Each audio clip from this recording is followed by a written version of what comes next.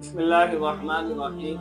زکوٰۃ اسلام کا بنیادی رکن ہے جو کہ مسلمان مرد عورت صاحب نصاب پر فرض ہے۔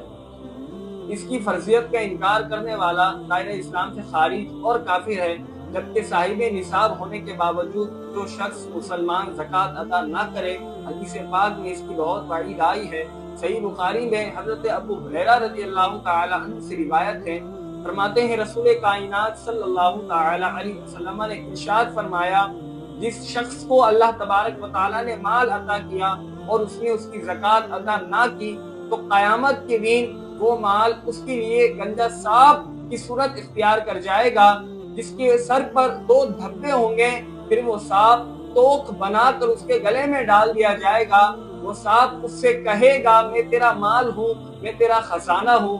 اسی طریقے کی روایت مسند احمد میں حضرت ابو ہریرہ رضی اللہ تعالی عنہ سے ہی روایت ہے کہ فرماتے ہیں جس مال کی زکوٰۃ ادا نہ کی گئی ہو، قیامت کے دن وہ گنجا سانپ ہوگا، وہ اپنے مالک کو دوڑائے گا اور مالک آگے آگے بھاگے گا حتیٰ کہ وہ سانپ اپنی انگلیوں کو اس کے منہ میں ڈال دے گا۔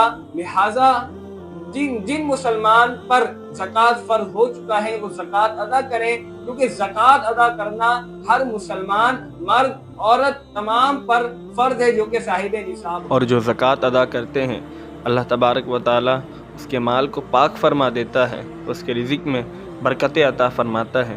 رب کریم ہم تمام کو عمل کی توفیق عطا فرمائے اور اپنا قرب خاص نصیب فرمائے۔ وما علیہ الا البلاغ المبین۔